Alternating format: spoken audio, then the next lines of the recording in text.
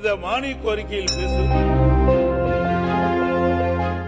வழியிலே இந்த அவையை நடத்துவேன் என்றெல்லாம் கருத்துக்களை நீங்கள் தெரிவித்தீர்கள். ஆனால் இன்றைய தினம்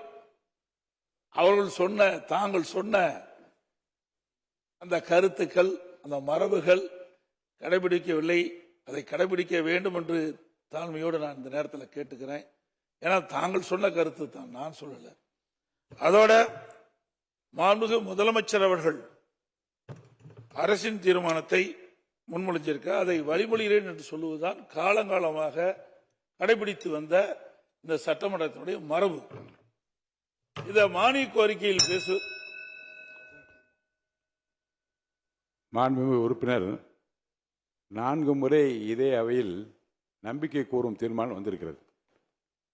இந்த 4 முறை வந்தபோதும் மாமன்ற உறுப்பினர்களுக்கு ஏன் நம்பிக்கை வைத்திருக்கோம் என்று பேசுவதற்கும் அனுமதி அளிக்கப்பட்டிருக்கிறது.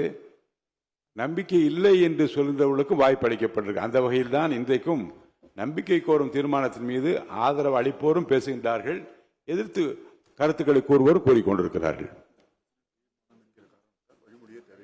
அரசினர் தீர்மானம் என்ற காரணத்தால் வழிமொழிய தேவையில்லை. வழிமொழி தேவையில்லை. மாண்புமிகு பேரவைத் தலைவர்களே, இங்கே மாண்புமிகு பல்வேறு கட்சியினுடைய தலைவர்கள் எல்லாம் நம்முடைய கருத்துக்களை பதிவு செய்திருக்கின்றார்கள். அனைத்து இந்திய அண்ணா திராவிட முன்னேற்ற கழகத்தை பொறுத்த வரைக்கும் பொன்மனச்செம்மல் புரட்சித் தலைவர் எம்ஜிஆர் காலத்திலும் சரி, மாண்பு அம்மா காலத்திலும் சரி, தாங்கள் சட்டமன்ற உறுப்பினராக இருந்து பணியாற்றியிருக்கின்றீர்கள். இருவரும் தலைவர்களை நாங்கள் குறிப்பிட்டுத்தான் மக்களை சந்தித்து ஆதரவு திரட்டி அதன் மூலமாக தமிழகத்திலே 47 சட்டமன்ற உறுப்பினர்கள் நாங்கள் வெற்றி பெற்றிருக்கின்றோம். அனைத்து இந்திய அண்ணா திராவிட முன்னேற்ற கழகத்தினுடைய பொதுச் செயலாளராக நான் தேர்ந்தெடுக்கப்பட்டு பணியாற்றி கொண்டிருக்கின்றேன். அப்படி இருக்கின்ற பொழுது சில கருத்து வேறுபாடுகள் கட்சியிலே வருவது எல்லா இயல்பு, எல்லா கட்சியிலும் வருகின்றது.